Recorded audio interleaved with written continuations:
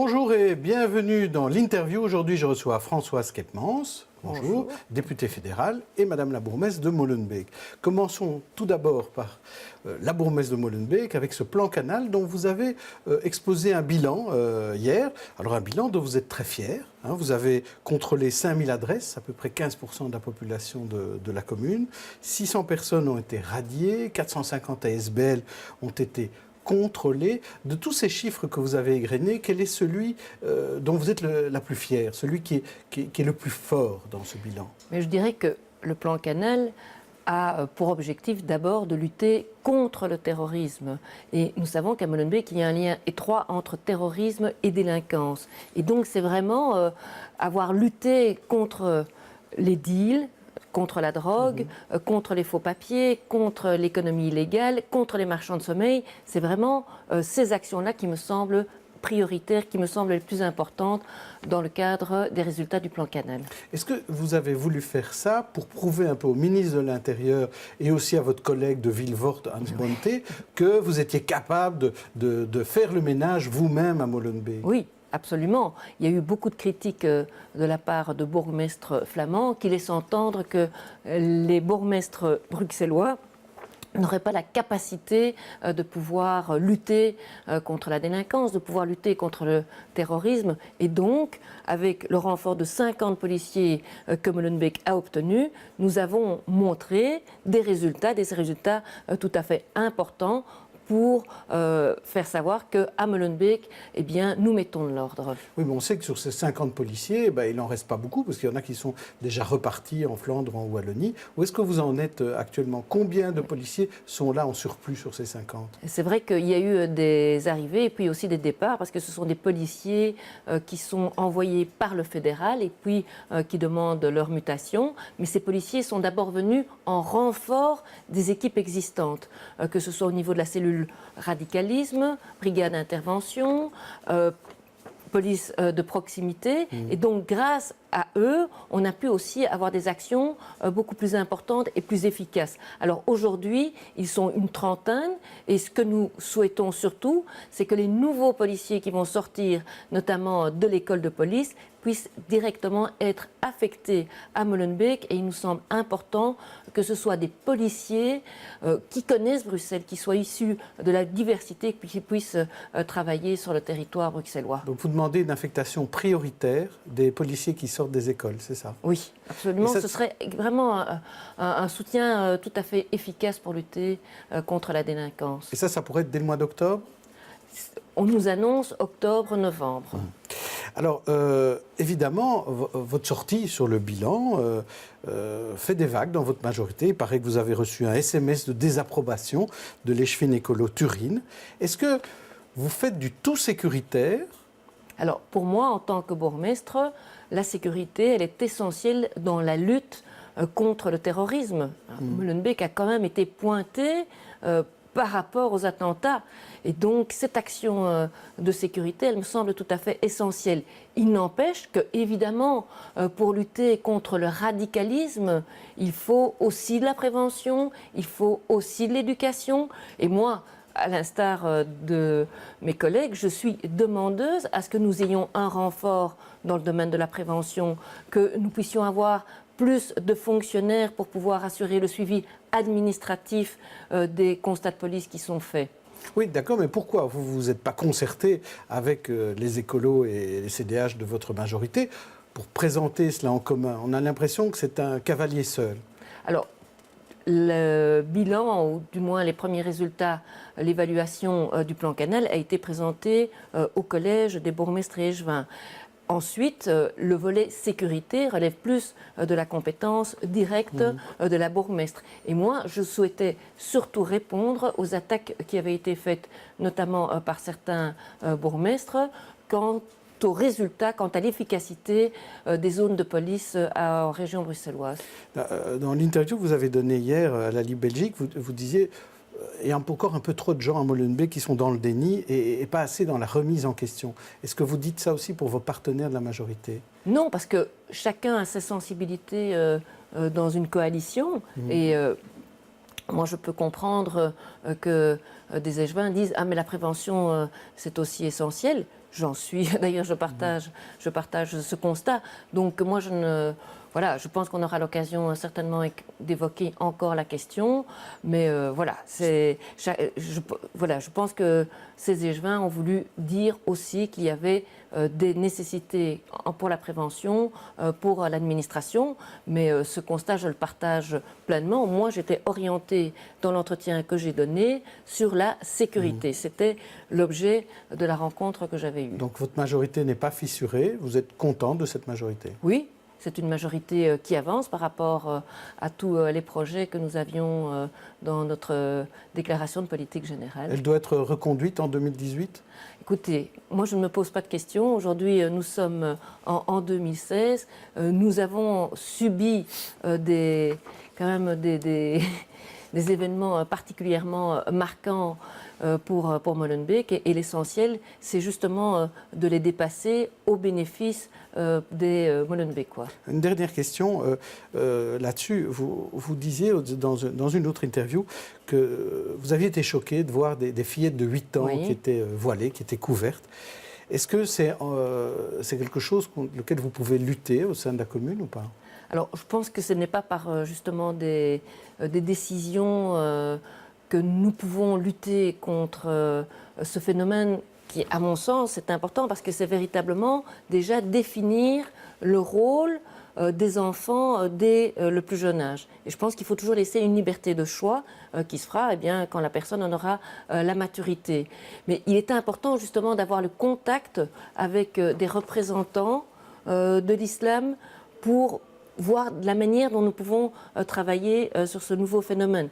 Et il me semble essentiel d'avoir en Belgique, comme en Europe, un islam qui soit un islam moderne, un islam d'ouverture. Et ça doit nécessairement se faire avec des interlocuteurs musulmans. Alors, 6 mois après les attentats qui ont touché Bruxelles, qu'est-ce qui a changé vous étiez déjà touché par l'aspect molenbeekois au moment des attentats à Paris, évidemment, mais est-ce qu'il y a des choses qui ont changé? Par exemple, dans la lutte contre le radicalisme, est-ce que des choses ont changé en 6 mois? Oui, parce qu'il y a eu du tâtonnement au départ par rapport à ce phénomène d'abord de djihadisme, ensuite ces attaques terroristes. Nous n'étions pas préparés à subir ces événements ici en Belgique ou à Molenbeek. Et donc on a vraiment une collaboration qui est beaucoup plus efficace aujourd'hui entre le fédéral, que ce soit au niveau de la police de l'intérieur et de la justice, les polices locales.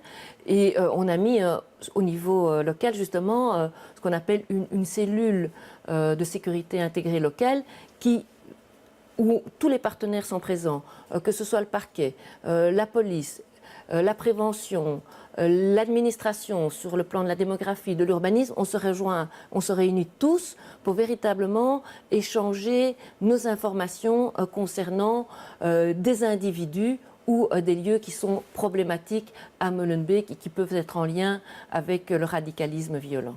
Aujourd'hui, quand vous recevez la liste des djihadistes, entre guillemets, de Molenbeek, qu'est-ce que vous en faites? Alors, c'est une liste quand même qui a été affinée par rapport au nom qui nous était envoyé il y a 6 mois.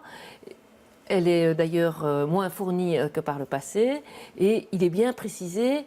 Cet individu, c'est le fédéral qui s'en occupe. Cet autre individu, c'est à la police ou c'est aux services communaux d'intervenir. Et nous faisons tout un travail de prévention, notamment par rapport aux jeunes et par rapport à leurs familles. Donc, je trouve que les tâches sont beaucoup plus précises quant aux responsabilités aussi que chacun doit prendre. Donc en 6 mois, c'est plus clair. Alors, autre chose qui s'est passée pendant 6 mois, c'est le travail à la Chambre. Vous êtes député fédéral. Et là, on parle depuis hier de 2 textes qui vont changer la durée de garde à vue. Le délai de privation de liberté va passer de 24 heures à 48 heures. Et en cas de terrorisme, on peut prolonger de 24 heures avec l'avis d'un juge. Oui. Alors, est-ce que ça suffira, ce genre d'action, pour lutter contre le terrorisme ? Alors, c'est une action en plus, et à mon sens, elle est tout à fait nécessaire parce que, vous savez, ces réseaux terroristes sont à ce point bien organisé que nécessairement nous devons avoir une réponse à la mesure du danger. Et donc faire passer la garde à vue à 48 heures et surtout à 72 heures pour des faits de terrorisme, ça me semble tout à fait essentiel. Et d'ailleurs, la Belgique avec la Roumanie étaient les deux seuls pays en Europe qui avaient encore une garde à vue de 24 heures. Et pourquoi finalement ça a mis tant de temps pour déposer un texte?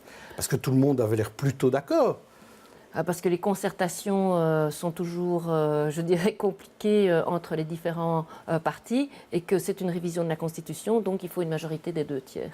Alors, on a vu ces derniers jours aussi des squatteurs à Molenbeek, c'était boulevard Léopold II, et là, vous les avez expulsés parce que le bâtiment ne permettait pas qu'il reste, il était déclaré dangereux. Mais que sont-ils devenus, ces squatteurs? Est-ce que vous savez où ils sont partis? Alors, il y a 14 personnes qui ont été interpellées. Et à l'occasion de l'évacuation du bâtiment, il y en a 12 qui se trouvent aujourd'hui en centre fermé.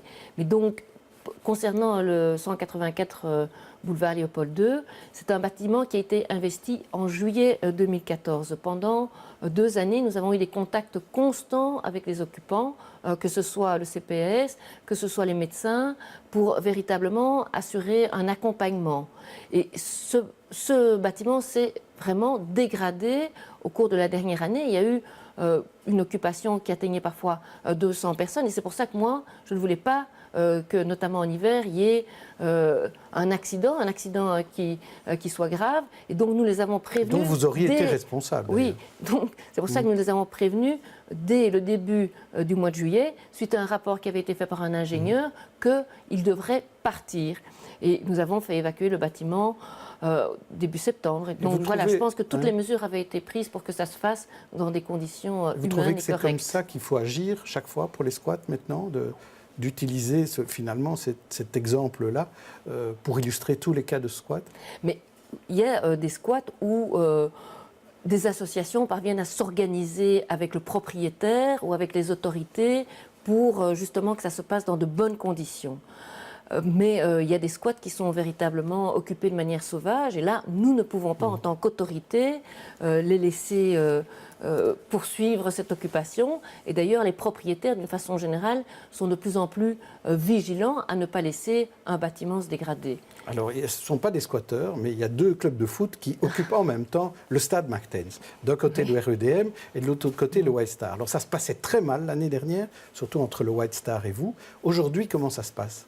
Eh bien, les relations sont beaucoup plus D'ailleurs, la semaine passée, j'ai eu un contact, un rendez-vous, un entretien avec Thierry Dailly, John Bicot et moi-même, parce que les 2 clubs souhaitent pouvoir assurer une cohabitation qui, pour cette saison, puisse être correcte. Et la commune, dans la mesure de ses possibilités, peut aider cette cohabitation, notamment comme on sait que les clubs de football ont toujours des difficultés, notamment financières, que ce sont 2 clubs qui sont importants en termes sportifs, mais surtout pour les écoles des jeunes. Eh bien, nous prendrons en charge notamment certains entretiens, et notamment celui du terrain A, où les 2 clubs évoluent pour leurs matchs. Donc la guerre est terminée? En tout cas, il y a une trêve qui est assurée pour l'instant. Et vraiment, le souhait de la commune, c'est de faire en sorte que ces 2 clubs puissent évoluer dans de bonnes conditions. Je pense qu'ils ont chacun leur qualité. Et il y a encore la répartition des terrains aussi qui doit se faire entre ces écoles de jeunes. Mais je pense qu'avec le temps, eh bien, nous pourrons véritablement assurer cette cohabitation. Merci Françoise Skepmans. On se retrouve demain pour une autre interview. Bonne journée, bonne soirée.